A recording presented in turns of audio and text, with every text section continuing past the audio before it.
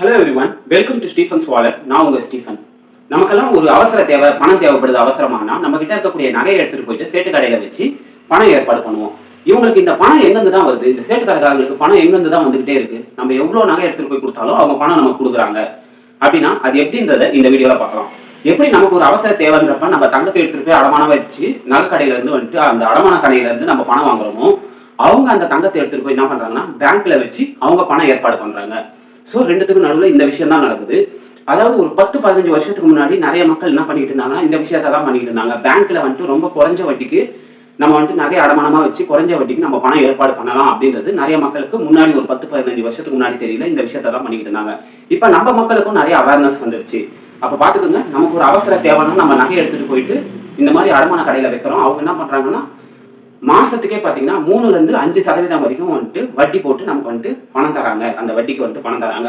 ஆனா அதே தங்கத்தை அவங்க எடுத்துட்டு போய் என்ன பண்ணுவாங்கன்னா பேங்க்ல அடமானமா வச்சு வருஷத்துக்கே பாத்தீங்கன்னா வெறும் 10%க்குள்ளதான் வட்டி வரும். உங்களுக்கு பாத்தீங்கன்னா நகைக்கெல்லாம் பாத்தீங்கன்னா ஒவ்வொரு பேங்க்குக்கு ஏற்ற மாதிரி 8-10%க்குள்ளதான் பாத்தீங்கன்னா நகைக்கடனுக்கு வந்துட்டு வட்டி. அப்ப பாத்தீங்கன்னா அந்த மாதிரி வச்சு அந்த பணத்தை அவங்க வருஷத்துக்கே வெறும் 10% தான் மேக்சிமம் வந்துட்டு அவங்க வட்டி கட்டுவாங்க.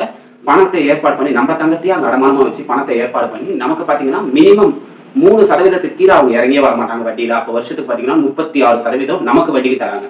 அப்ப 36%த்துல 10% போச்சுன்னா 26% அவங்களுக்கு ப்ராஃபிட்டா நிக்குது.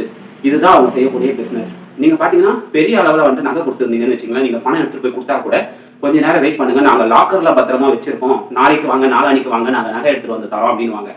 ஆனா அவங்க லாக்கர்ல பத்திரமா வச்சிருக்க மாட்டாங்க. அவங்க என்ன பண்ணுவாங்கன்னா உங்களுடைய நகையை அங்க அடமானமா வச்சு அவங்க பணம் எடுத்திருப்பாங்க.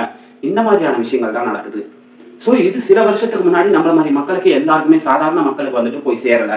ஆனா இப்ப வந்துட்டு நிறைய மக்களுக்கு புரிய ஆரம்பிச்சிருச்சு. நிறைய பேர் என்ன பண்றாங்கன்னா இப்பதான் ஒரு அவசரம்னா ஸ்ட்ரெயிட்டா தங்களுடைய நகையை எடுத்துக்கிட்டு பேங்க்குக்கே போயிடுறாங்க. ஆனா ஒரு சில இடத்துல இன்னுமே இந்த மாதிரி அடமான கடைகளுக்கு வந்துட்டு ஒரு அட்வான்டேஜ் இருக்கு. அது என்னன்னு பாத்தீங்கன்னா இந்த மாதிரி விடுமுறை நாட்கள்ல ஒரு எமர்ஜென்சி வந்துருச்சுன்னா என்ன பண்றது, சாட்டர்டே சண்டே டைம்ல வந்துட்டு ஒரு எமர்ஜென்சி அவசரமா பணம் தேவைப்படுது அப்படின்ற பட்சத்துல இன்னைக்கும் நம்ம வந்துட்டு வேற வழியே இல்லை, இந்த மாதிரியான சேட்டு கடைகள் இந்த மாதிரி நகை அடமான கடைகளுக்கு தான் நம்ம போய் ஆகணும்.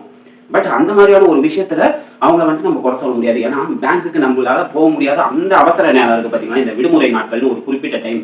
அந்த டைம்ல அவங்க என்ன பண்ணுவாங்கன்னா பணத்தை முன்கூட்டியே ரெடி பண்ணி கையில ரெடியா வச்சிருந்து நம்மளோட அவசரத்தை அவங்க பயன்படுத்திக்கிறாங்க, லாபமா சம்பாதிச்சுக்கிறாங்க. இந்த விஷயம் தான் வந்துட்டு நகை கடைகள்ல நடக்குது.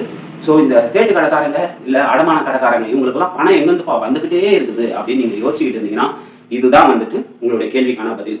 நீங்க தங்கத்தை கொடுத்து அவங்க கிட்ட அடமானமா வச்சு பணம் வாங்குறீங்க, அவங்க உங்களுடைய தங்கத்தை எடுத்துட்டு போய் பேங்க்ல அடமானமா வச்சு அவங்க பணம் எடுத்துக்கிறாங்க. இவ்வளவுதான் விஷயம். அந்த பணத்தை தான் நம்ம கிட்ட கொடுத்து அவங்க லாபம் சம்பாதிக்கிறாங்க. இந்த கான்செப்ட் உங்களுக்கு சொல்லணும் அப்படின்னு சொல்லிட்டு நான் நினைச்சேன். ஸோ இந்த வீடியோ மூலியமா சொல்றேன். ஸோ இந்த வீடியோ உங்களுக்கு பிடிச்சிருந்தா வீடியோக்கு ஒரு லைக் போட்டு மறக்காம நம்ம சேனலை சப்ஸ்கிரைப் பண்ணிக்கோங்க. அப்பதான் இந்த மாதிரியான குட்டி குட்டி அப்டேட்ஸ் எல்லாமே வந்துட்டு உங்களுக்கு வந்து சேரும். ஸோ வேற ஒரு சூப்பரான வீடியோவில் நான் உங்க எல்லாரையும் வந்து சந்திக்கிறேன். And tata bye bye, see you.